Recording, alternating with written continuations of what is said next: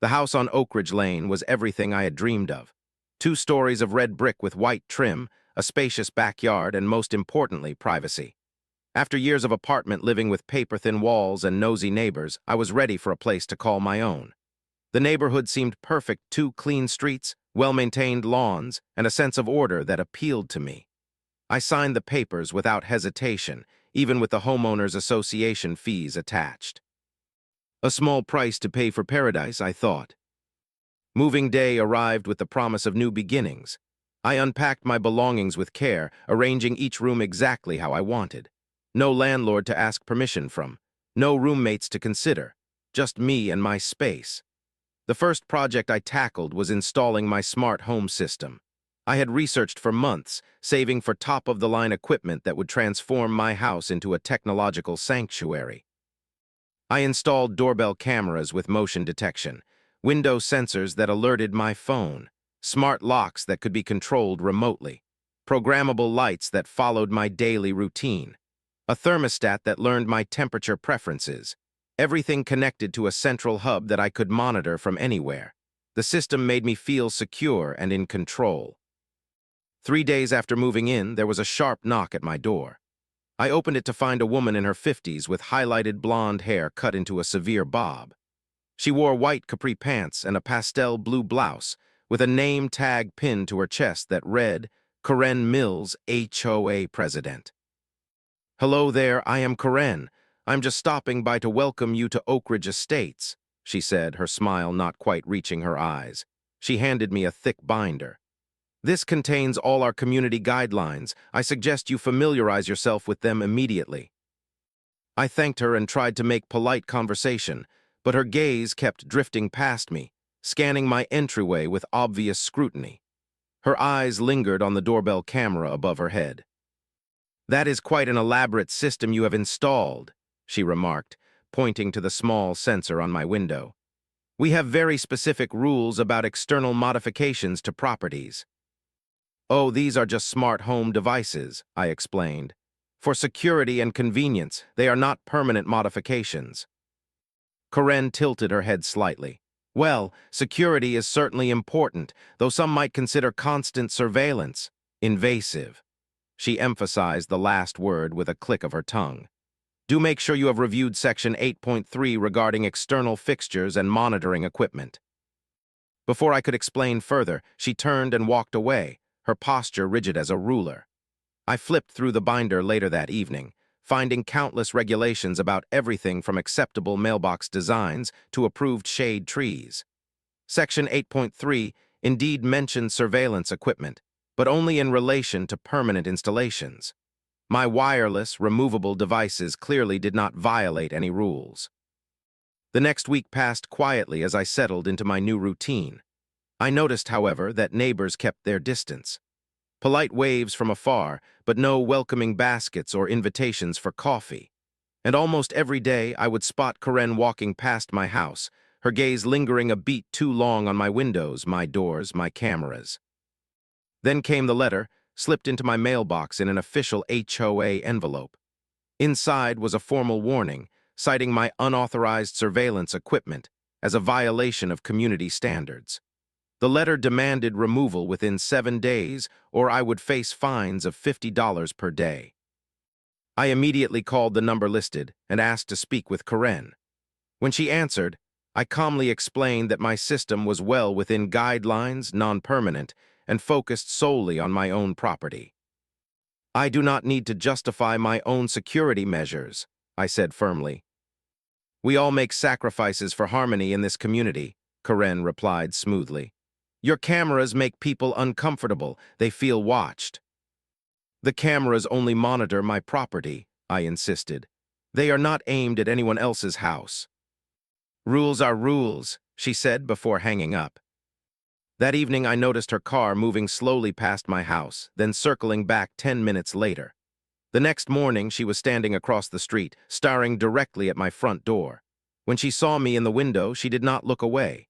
She simply smiled and continued staring. The message was clear: if I was going to watch, she would watch back. I closed the curtains, an unsettled feeling growing in my stomach. This was supposed to be my sanctuary, Yet somehow I felt more exposed than ever before. It started small, so small that at first I dismissed it entirely. My bedroom light switched on at 3 a.m., waking me from deep sleep. I checked my phone, thinking I might have set a forgotten automation. Nothing there. I turned the light off through the app and fell back asleep, blaming it on a software glitch. 2 days later, I returned home from work to find my thermostat set to 78 degrees, significantly warmer than the 72 I always kept it at.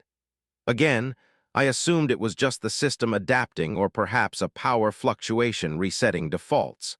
I manually adjusted it and moved on with my evening. Then the patterns became impossible to ignore. The porch light cycling on and off 3 times in succession at exactly 11:37 p.m. The bathroom fan activating while I was in the shower. The kitchen speakers suddenly blasting static in the middle of the night. I contacted customer support, who ran diagnostics and found nothing wrong with my system. They suggested I update the firmware and reset my router, which I did.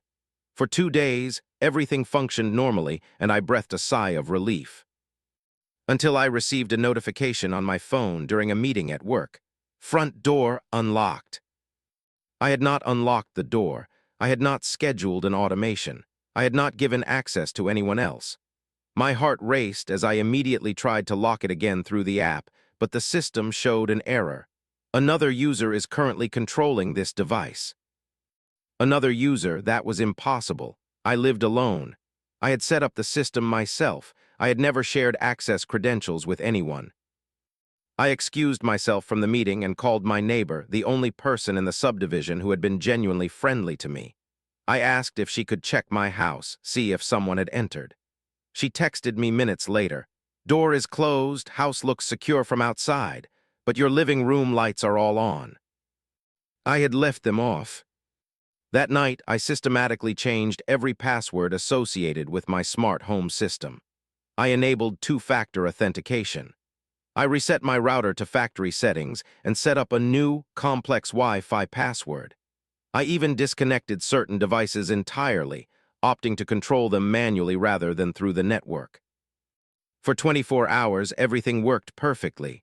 False alarm, I told myself, probably just needed a good reset.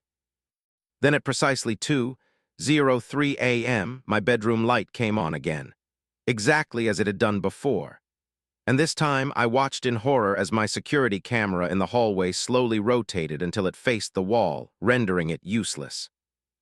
I jumped out of bed and checked the system logs on my phone. Someone had logged into my account 4 minutes earlier. The location showed as nearby. I immediately disabled remote access to the entire system and manually unplugged the hub from power. Sleep was impossible after that. I sat on my couch until morning, every creak and hum of the house sending shivers down my spine. This was not a random hack from some teenager across the world. This was targeted. This was someone who could see the effects of their digital intrusion, someone close. The next day, I received another violation notice from the HOA, this one claiming my exterior lights were disruptive to neighbors due to erratic patterns of illumination during nighttime hours. The timing was too perfect to be coincidental. I installed a completely separate security camera, one not connected to my smart home network, hidden above my garage. That night, as I pretended to leave for dinner, I parked around the corner and watched the live feed on my phone. 20 minutes after I left, Karen walked directly up my driveway, stood in front of my house, and appeared to be typing on her phone. Simultaneously, I received a notification. New login detected. My blood ran cold. It was not paranoia. It was not a glitch. Someone was systematically invading my digital life, and now I knew exactly who it was. The community center was packed for the monthly HOA meeting. I arrived early, choosing a seat near the back where I could observe everyone. Neighbors filed in, some nodding politely in my direction, others averting their gaze completely. Karen sat at the front table alongside 4 other board members, shuffling papers importantly and occasionally glancing in my direction with thinly veiled disdain. "Welcome, everyone," she began once the room had filled. "We have several items on our agenda tonight, but first, a pressing concern has been brought to the board's attention. My stomach tightened as she dramatically pulled out a folder with my address written across the top. As you all know, Oak Ridge Estates prides itself on being a safe, respectful community where privacy is valued, Karen continued, her voice carrying the rehearsed tone of someone who had practiced this speech. Unfortunately, we have a situation developing that threatens those very principles. She gestured toward me without looking in my direction. Our newest resident has installed an extensive surveillance system that many neighbors have expressed concerns about. Murmurs rippled through the room. I sat up straighter, hands clenched in my lap. Not only does this system include multiple cameras aimed at public spaces, Karen continued, but we have reason to believe the equipment is collecting data on residents without their consent. That is absolutely false, I interjected, unable to remain silent any longer. My system only monitors my own property and it collects no data from anyone else. Karen smiled tightly. Perhaps you could explain these then? She held up printed photographs showing my house from different angles, with red circles highlighting each device. Our experts tell us these particular models can pick up conversations from over 30 feet away and track movement patterns through advanced analytics. I stood up, anger building in my chest. That is technologically impossible for the equipment I have. Those are standard home security devices that millions of Americans use. They do not have the capabilities you are describing. An older gentleman in the front row turned to face me. My grandson works in it, and he says these smart devices are always listening, always watching, sending our data to who knows where. That is not how my system works, I insisted. I am happy to demonstrate the actual capabilities and limitations to anyone interested. We have also received complaints, Karen continued as if I had not spoken, about lights flashing at odd hours, creating disturbances for neighbors trying to sleep. The irony was almost too much to bear.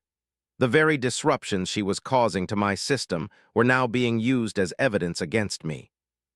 Furthermore, she pulled out another sheet of paper with flourish. There have been reports of interference with other electronic devices in nearby homes since these systems were installed. This accusation was so technically absurd that I almost laughed. That is simply not possible with consumer-grade smart home equipment. These devices use standard Wi-Fi and Bluetooth protocols that cannot interfere with other homes. Karen looked at me with exaggerated concern. I understand you may not be aware of all the implications of your technology choices.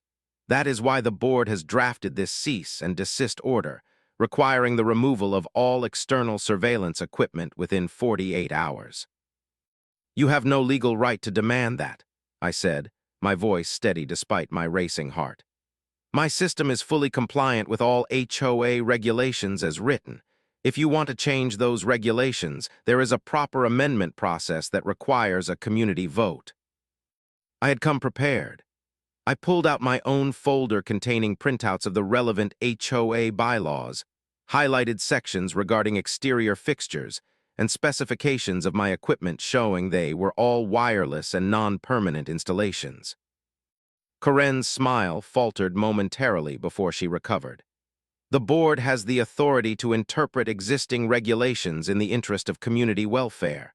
We have unanimously determined that your system violates the spirit, if not the letter, of our guidelines.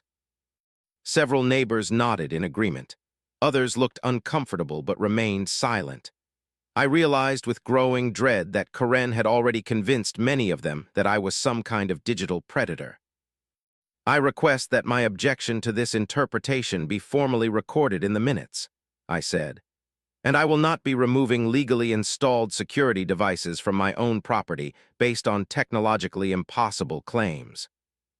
The meeting continued with other agenda items, but the damage was done. As people filed out afterward, most gave me a wide berth. One woman pulled her child closer as they walked past me, as if I were somehow dangerous. As I gathered my things to leave, a man I had never spoken to approached cautiously. He appeared to be in his 60s, with kind eyes behind wire-rimmed glasses. I lived in your house before you, he said quietly. For 15 years, had to sell it last year when my wife passed. Just wanted you to know that Karen did something similar to the family across the street in 2019. Young couple with a Ring doorbell. She made their lives miserable until they moved out. Claimed their doorbell camera was invading her privacy when she delivered HOA notices. He glanced nervously toward the front of the room where Karen was still gathering her papers. She does not like things she cannot control, and she especially does not like technology she does not understand. Be careful. Before I could ask more questions, he hurried away. In the parking lot, I noticed Karen watching me from her car, phone in hand. As I started my engine, my own phone buzzed with a notification. Garage door opening. I had not activated my garage door. I sat frozen, watching Karen's satisfied expression in my rearview mirror as she typed something else on her phone. Seconds later, another notification. All lights on. This was no longer about HOA rules or neighborhood politics. This was technological terrorism, and it was time to fight back. I did not sleep that night. Instead, I transformed my dining room table into a command center. 3 laptops surrounding me, each running different diagnostic tools. This was no longer just about defending my home. This was about catching someone who had crossed from harassment into outright criminal behavior. My first step was to pull the complete access logs from my smart home system. Every login, every command, every interaction with any connected device. The data was overwhelming, thousands of entries spanning the weeks since installation. I filtered for remote access events, discarding the mundane automatic processes. The pattern emerged instantly. Multiple unauthorized access attempts, many of them successful, originating from an IP address that was not mine. The timestamps aligned perfectly with the strange occurrences. 2:03 a.m. bedroom light activation. Thermostat changes during my work hours. Door lock manipulation. I ran the mysterious IP address through a geolocation service. The result confirmed my suspicions. The signal originated within half a mile of my house. Not precise enough to identify the exact location, but enough to know it was someone in my neighborhood. I needed more. I configured my router to capture detailed network traffic data, creating a more sophisticated trap. I then implemented a silent alarm system. Any unauthorized access attempt would trigger an invisible alert to my phone while allowing the intrusion to proceed, giving the hacker no indication that they had been detected. For 2 days, nothing happened. The silence was almost more unnerving than the harassment. Then, at 9:17 p.m. on Thursday night, my phone vibrated with an alert.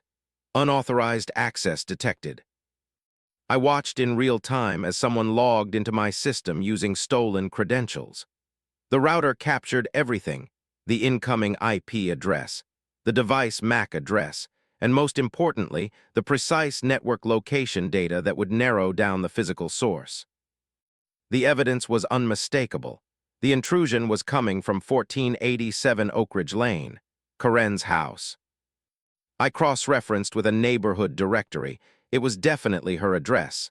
My hands trembled not with fear but with vindication. I had her, but I needed one final piece of irrefutable evidence. I contacted an old college friend who now worked in cybersecurity.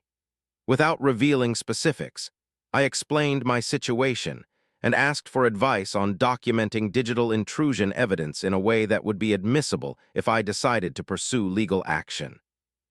You need to capture packet-level data that shows the actual commands being sent, he explained. And you need it time-stamped and certified. I can help you set up a proper forensic capture system. The next evening, he talked me through installing specialized monitoring software that would create encrypted, tamper-proof logs of any future intrusions.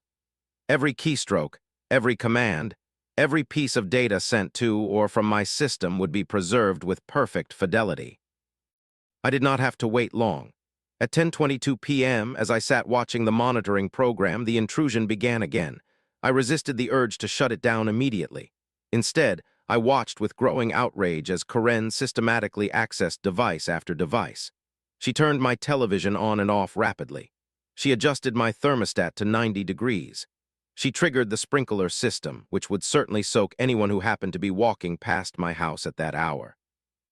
The monitoring software recorded everything in meticulous detail, including the exact commands she entered and the precise digital signature of her device.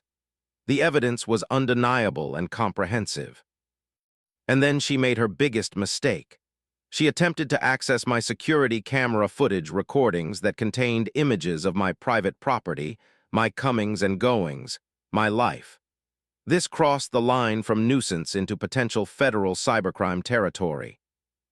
I let her continue for exactly 17 minutes, documenting every violation before finally shutting down external system access completely.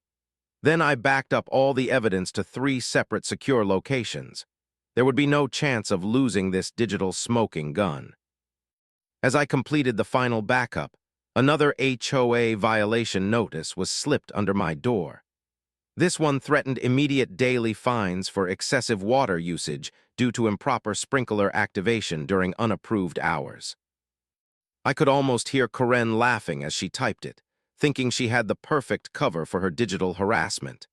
She had no idea that her little power trip had just given me everything I needed to end her reign of neighborhood terror. Tomorrow would be a very different day in Oak Ridge Estates. The local cybersecurity firm was housed in a nondescript office building downtown. The receptionist led me to a conference room where Adam Chen, the lead forensic analyst, was already waiting. I had never met him in person before, having been referred through a professional contact, but his reputation was impeccable. "So," Adam said after I had explained the situation, "you believe your smart home system has been compromised by someone in close physical proximity, and you have logs that may identify the perpetrator." I nodded, sliding a flash drive across the table. "Everything is there. Access logs, IP traces, MAC addresses, timestamps.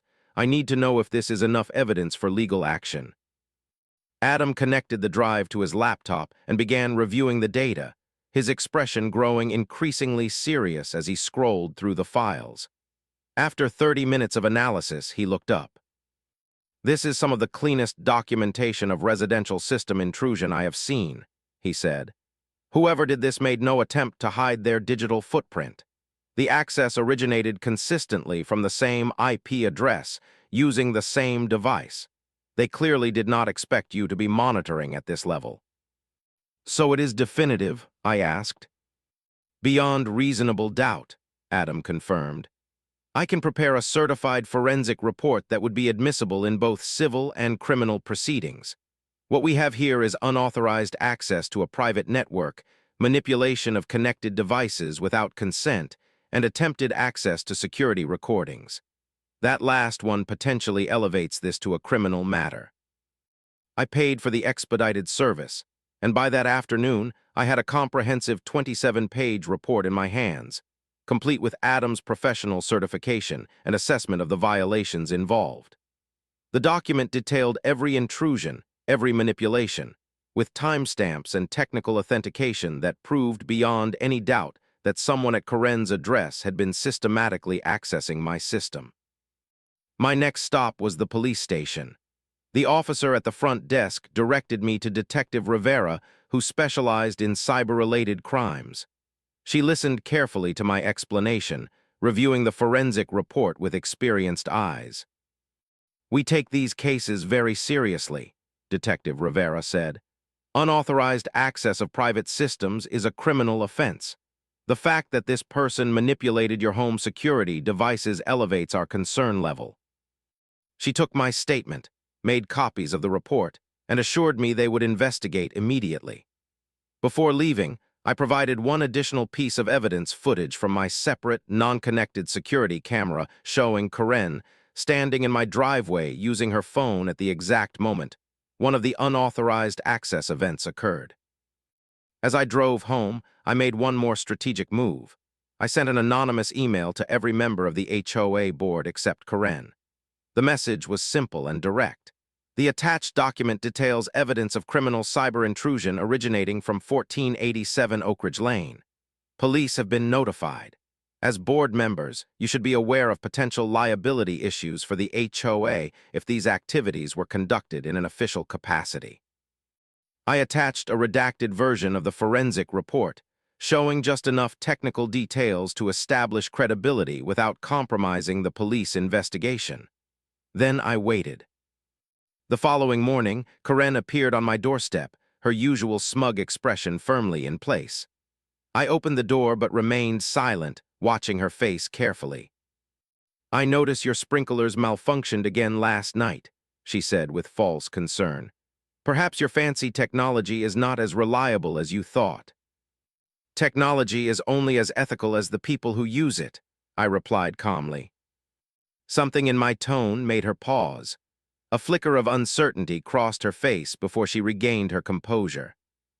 "Well, the board has decided to implement emergency measures regarding unauthorized electronic equipment," she continued.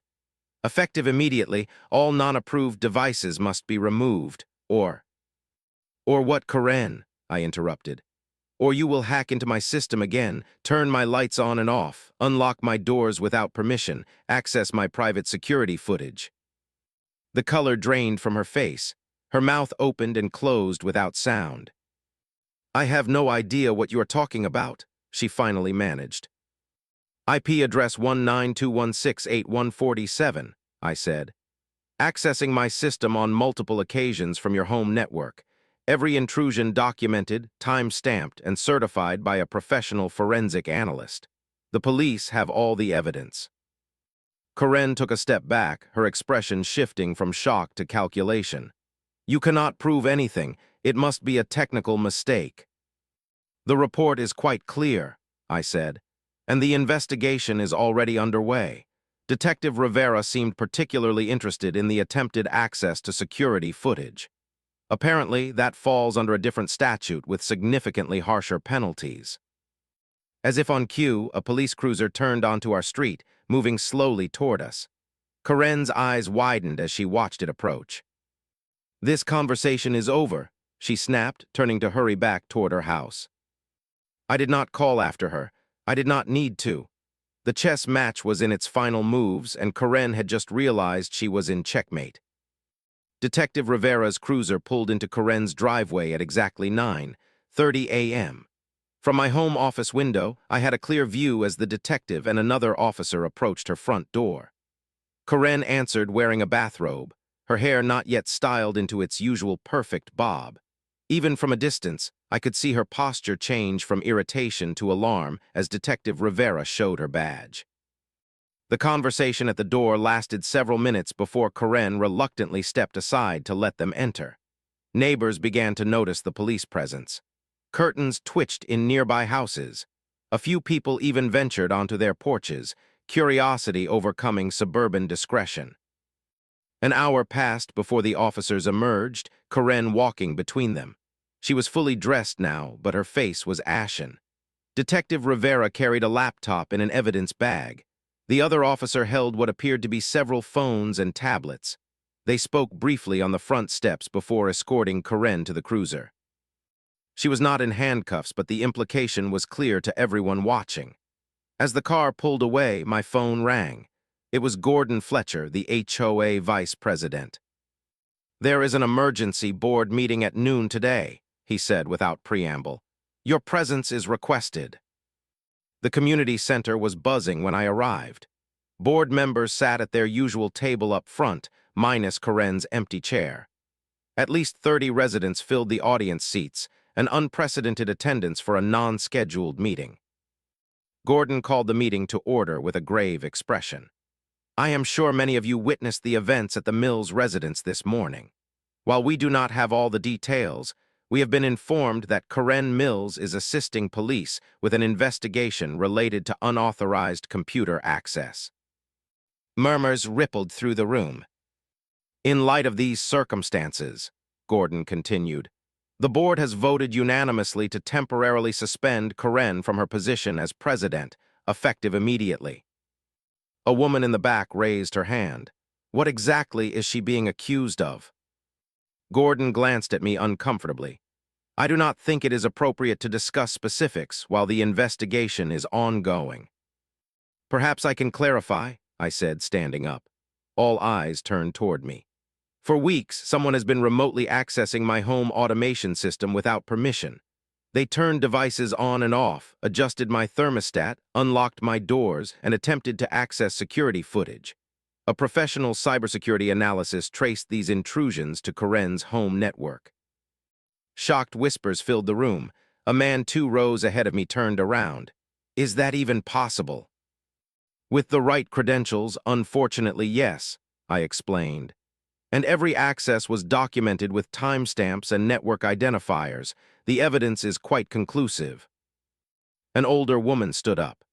Karen came to my house last month demanding to see my cell phone because she said my granddaughter was taking pictures of her property when she visited.